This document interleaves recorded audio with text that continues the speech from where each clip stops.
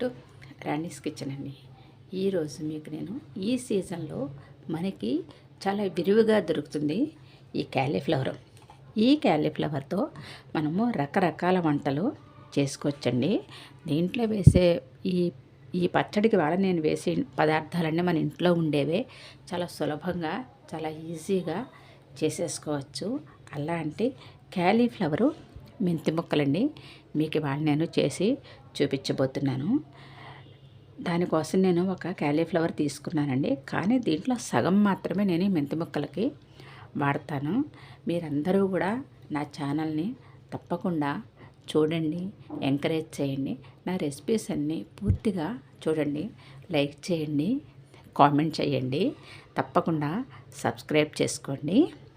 ఇప్పుడు ఈ క్యాలీఫ్లవర్ మెంతి ముక్కలు చాలా సులభంగా తొందరగా మనం తయారు చేసేసుకోవచ్చండి. ఇప్పుడు క్యాలీఫ్లవర్ తీసుకున్నాం కదా, దీన్ని శుభ్రం చేసేసుకుని చిన్న చిన్న ఈ మాత్రం సైజు ముక్కల్లాగా కట్ చేసి పెట్టుకుందాము. తర్వాత దీనికి ఏమేమి పోపు సామాన్లు కావాలో మీకు నేను చూపిస్తాను.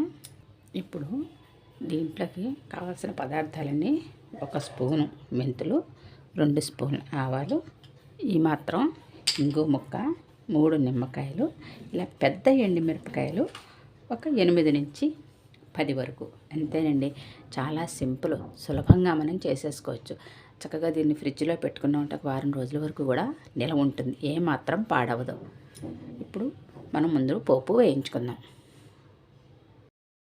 మనం క్యాలీఫ్లవర్ ముక్కల్ని ఈ మాత్రం సైజులో ఇలా కట్ చేసి పెట్టుకోవాలండి.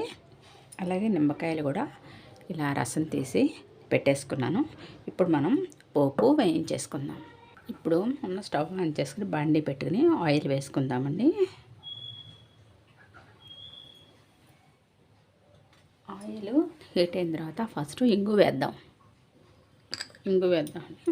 ఇంగువ బాగా వేగాలి.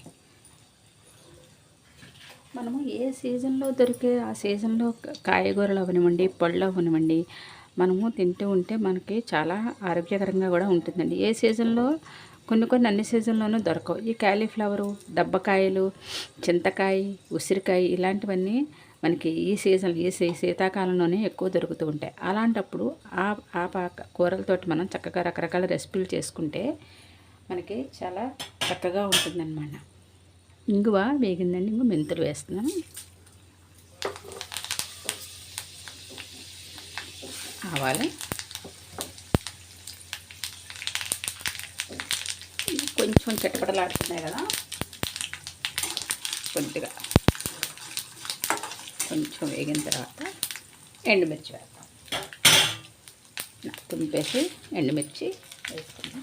కారము చూసి ఎవరి రుచిని బట్టి వాళ్ళు వేసుకోండి. నేనైతే ఈ పెద్ద మిరపకాయలు అవటం వలన ఇవి రుచికి రుచి ఉంటాయి, కారం అంత ఎక్కువ ఉండదు, కమ్మగా ఉంటుంది. అందుకని నేను ఇవి వాడతానండి. కారం కొంచెం ఎక్కువ తినాలనుకునే వాళ్ళు సన్నకాయలు కూడా వేసుకోవచ్చు. ఇవైతే కమ్మగా ఉంటుంది, కడుపులో మండదన్నమాట. అందుగురించి నేను ఇవే వాడుతూ ఉంటాను.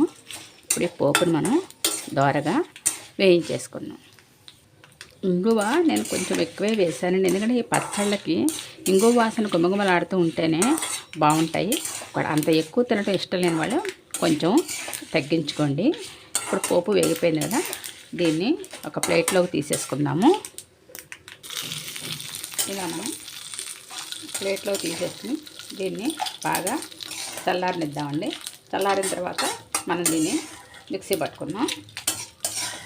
ఇప్పుడు ఇదే బాండీలో మనం కొంచెం నూనె వేసి ఈ క్యాలీఫ్లవర్ని మగ్గనివ్వాలంటే మరీ ఎక్కువ వేగిపోకూడదు, కొంచెం మనం మగ్గినట్టుగా దీన్ని వేయించుకోవాలన్నమాట. అంటే పచ్చివాసన పోయేంత వరకు. దీంట్లోనే కొంచెం ఆయిల్ వేసుకుందాం.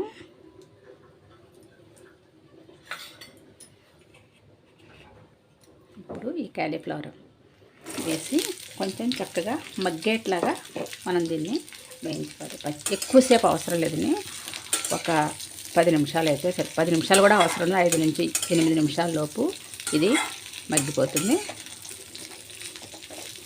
పచ్చివాసన ఉండకూడదన్నమాట, అందుకోసం ఇట్లా కలిపేసుకుని బాగా మనం ఒక 2 నిమిషాలు మూత పెట్టేద్దాం. ఇలా మనం మూత పెట్టేసి ఒక 2 నిమిషాలు మగ్గనిద్దామండి. ఒకసారి మగ్గాయి ఏంటో చూద్దామండి.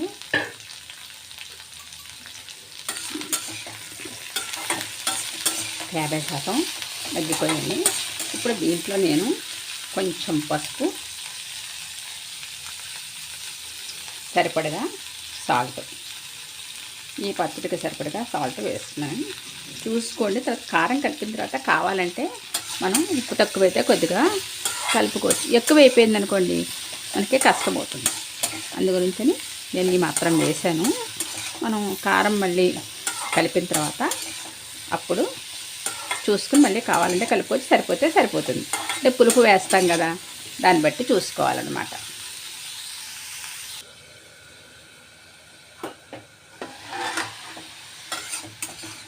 ఇప్పుడు ముక్కలు మగ్గిపోయండి, చాలు. ఇలా మగ్గితే చాలన్నమాట, మరి ఎక్కువ వేగినట్టు అవ్వకూడదు. ఇప్పుడు స్టవ్ ఆఫ్ చేసేసుకుందాం. స్టవ్ ఆఫ్ చేసి పూర్తిగా బాగా చల్లారనివ్వాలి. ఇప్పుడు ఇందాక మనం వేయించుకున్న పోపు చల్లారిపోయిందండి. దీన్ని ఇప్పుడు మిక్సీ పట్టుకుందాం. మనము ఇప్పుడు ఈ విధంగా మిక్సీ పట్టుకుని ఉంచుకోవాలండి. చూసారా ఇలా. ఇప్పుడు మనం ఆ కాలీఫ్లవర్ ముక్కలు కొంచెం చల్లారిన తర్వాత ఈ కారం మనం అందులో వేసి, మనకి ఇప్పుడు కాలీఫ్లవర్ ముక్కలు బాగా చల్లారిపోయాయండి. ఇప్పుడు మనం దీంట్లో ఈ మిక్సీ పట్టుకున్న కారం వేసేద్దాము. ఈ కారం అంతా సరిపోతుందండి దీనికి. బాగా ఒకసారి కలిపేసుకున్నాం. ముక్కలు బాగా చల్లారిపోయాయి కాబట్టి ఇంక ఇప్పుడే మనం నిమ్మరసం కూడా కలిపేసుకోవచ్చు. నిమ్మరసం కూడా ఎప్పుడు బాగా చల్లారిన తర్వాత మాత్రమే కలపాలండి. నేను ఇలా 3 కాయలు తీసి పెట్టుకున్నాను. చూద్దాము ఒకసారి. పులుపు సరిపోకపోతే కొంచెం కలుపుకోవచ్చు. ఒకసారి ఇది ఏంటంటే మనం ఇలా కలిపిన తర్వాత 1 గంట సేపు ఇలా ఊరనివ్వాలి. 1 గంట ఇలా ఊరితే కానీ ఈ పులుపు ఈ ముక్కలకి పట్టదు. అందువల్ల ఇలా కలిపేసి మనం ఇలా 1 గంట సేపు దీన్ని ఇలా ఉంచేస్తేనే ఈ పులుపు కారం అన్నీ కూడా దీనికి పడతాయి బాగా. ఇలా కలిపేసుకుని మనం 1 గంట సేపు ఇలా ఉంచేద్దామండి. మనకి మెంతి ముక్కలు వేడి చేయవండి, ఎందుకంటే మెంతులు ఆవాలు వేయించిన పొడి వేస్తాం కాబట్టి ఇది వేడి చేస్తే కొంతమంది ఆవకాయ అయితే వేడి చేస్తుంది అనుకుంటారు. ఈ మెంతి ముక్కలు అలా వేడి చేయవండి, చక్కగా కమ్మటి రుచితో బాగుంటాయి. ఒకసారి పులుపు ఉప్పు కారం సరిపోయిందో లేదో చూద్దాము.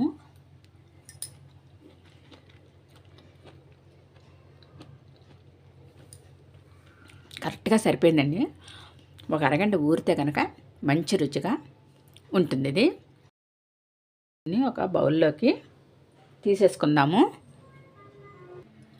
చక్కటి రుచితో ఉండే కాలీఫ్లవర్ మెంతి ముక్కలు రెడీ అయిపోయింది. మీరందరూ కూడా తప్పకుండా ట్రై చేయండి.